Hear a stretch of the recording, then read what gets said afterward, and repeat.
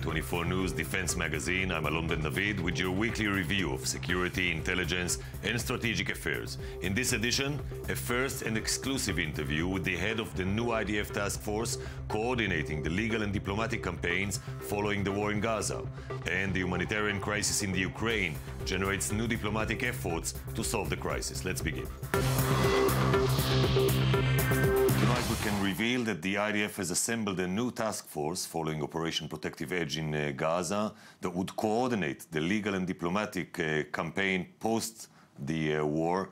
Head of this task force is Rear Admiral Oded Gur-Lavie, former commander of the Israeli submarine flotilla, and now you're heading this task force. Good evening. Good evening. I understand that you were called almost from retirement to head this task force. What exactly is your job? Yeah, I was called, planning to retire, but was called by Major General Nimrod Shefer, who heads the J5, and under J5 was created this task force, and my job is to use my operational experience and gather all the information from the different military bodies and from the information that we had during the operation, and to present it to the lawyers, diplomats, and the governments in order to explain what the IDF was confronted with during the operation, and to block any lawfare or issues like that in the future.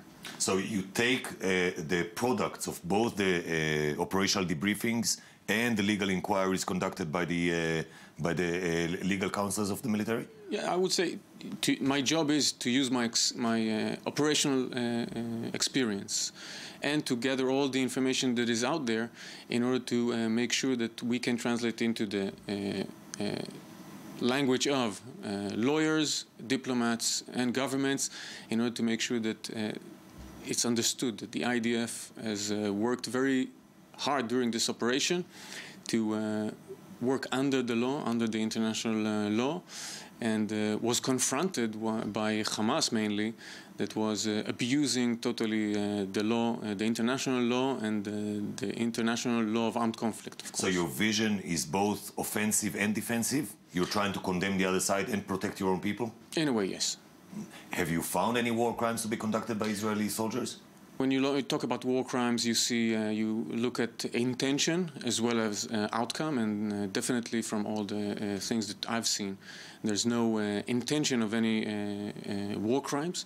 You do see a lot of difficult situations that IDF was confronted. I was talking to all the brigade commanders and the division commanders, and you see difficult situations in which decision-making under fire in war situation need to be made. When the world was looking at the Israeli operation in Gaza, it was talking a lot about disproportionality.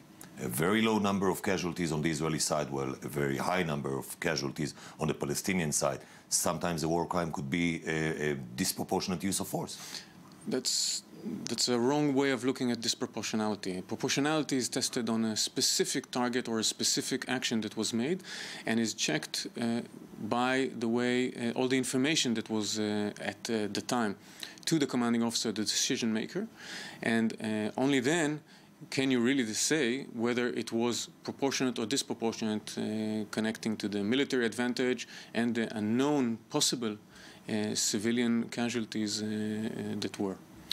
We've heard about a few cases where there will probably be charges of looting during Operation Protective Edge. Of the other cases that were checked by the military of killing of civilians on the Palestinian side, all the conduct of the IDF was found okay? First of all, we check everything. We are in the IDF, in all the history of operations, we check everything that we need for our necessity, for our to check that we are working through our values and through the IDF's conduct. And under the law, the Israeli law and the international law. So everything is checked. Saying that weren't any mistakes, I'm not saying that. We need to check everything.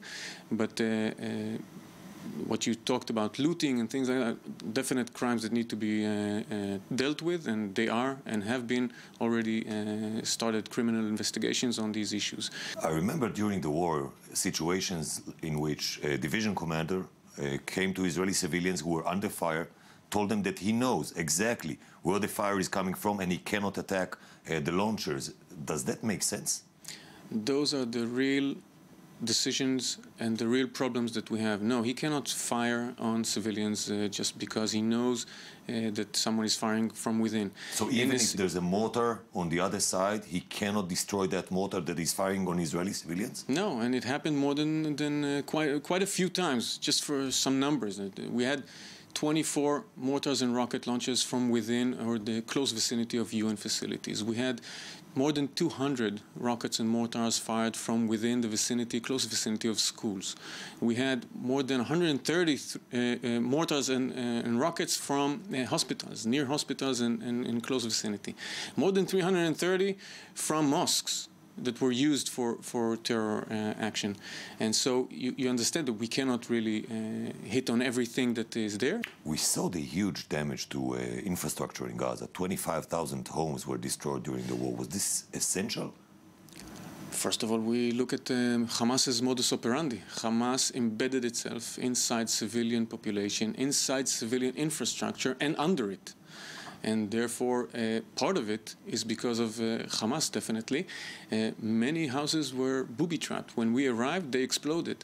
So a lot of the damage is from that, and definitely when Hamas decided to gain from civilians on his side being hit, that's what he did. And we need to look at it largely. It's not going to end just in Gaza. We look at the large picture of terror organizations in the world. They're embedding themselves inside civilians. Some people say that Israel is facing a diplomatic tsunami following this war. I think before that we are faced with an extreme jihadi tsunami in the area. You know that a tsunami, when you're out in the ocean, a tsunami is caused by a tectonic movement. And a tectonic movement that brings up a large amount of water. I think the Arab Spring might have been that tsunami, that tectonic movement, and later on that tsunami, when it arrives to the shore, only then do you really feel the strength of it when it explodes on the shores. Israel is in the front line of that tsunami in these days. Looking at future campaigns and wars, what can you do before the war and not following it to help fight it more effectively? Can you prepare for fighting in such scenarios? Can you prepare files on targets that would endanger civilians just by the picking of the location of the target by the other side? I think there are a few things that can be done, but I think that's part of the learning that the IDF is now doing, how to prepare better in order to encounter a campaign, a lawfare campaign, and a campaign that we're having. That's part of the learning. I don't think I can elaborate a lot on it, but definitely expose early the way the other side is abusing the international law. That would be a very important part of a next campaign. How much of what you do does the soldier at the end needs to know? How much does the soldier need to be familiar with the international law? They need and they are, and they have training. All levels of soldiers and commanders have training of different grade, I would say. Of course, the higher-ranking officers that need to make the more important and difficult decisions have a greater in-depth understanding of international law, but everyone has it, and we are enhancing it.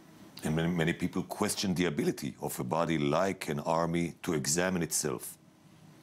I think the IDF, the chief of the General Staff, Benny Gantz, immediately in the beginning of the operation, created the fact-finding assessment mechanism that was based on the Turkey Commission suggestions. And, headed by a Major General.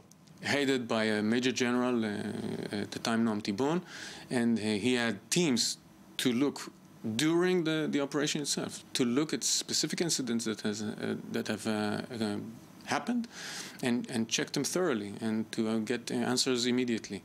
And so I think we are doing it in a very professional, and I think getting to the bottom of each incident the best way we can.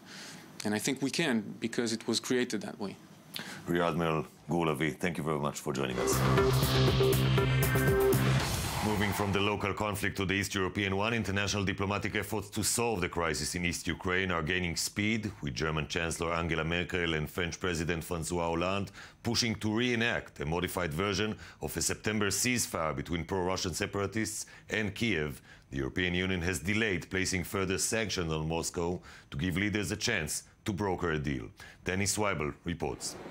European Union foreign ministers lined up behind a Franco-German effort to end the Ukrainian war on Monday, with violence surging on the ground. Ukrainian troops fired Grad multiple rocket launchers on rebel positions near the embattled Ukrainian city of Debaltseve.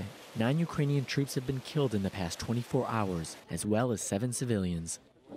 The leaders of Russia, Ukraine, Germany, and France have agreed to meet in Belarus on Wednesday to try to finalize a peace deal for Ukraine amid the escalating chaos. The German government's goal is clear.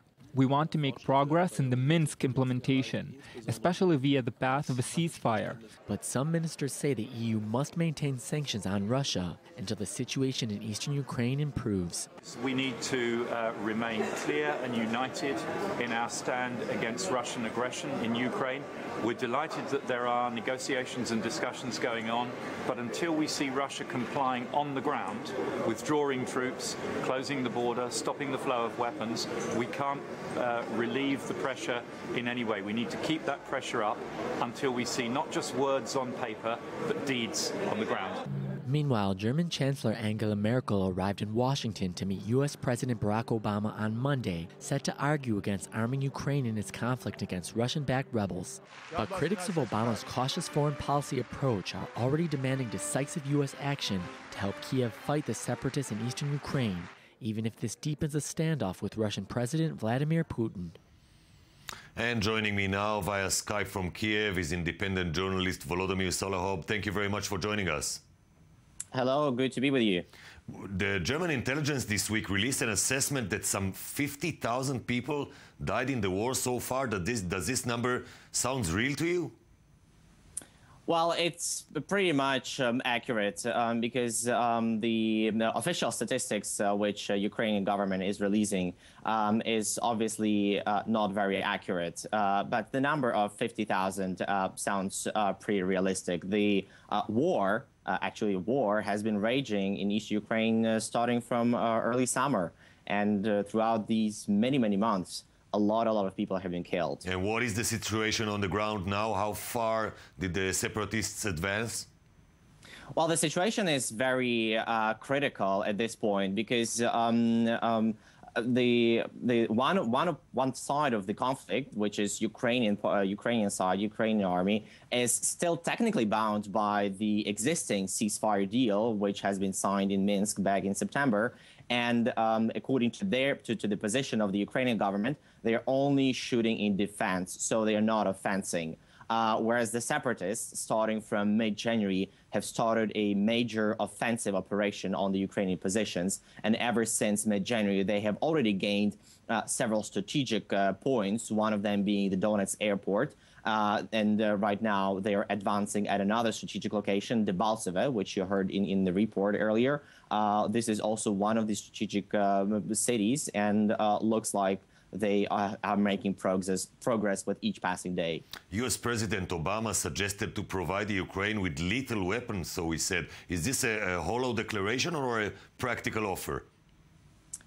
Well, it could be at this stage because we have another round of peace talks in Minsk taking place tomorrow. So it looks like it could be a frightening moment for Russia, or a bargaining chip, if you want to call, for Russia before the Minsk talks tomorrow.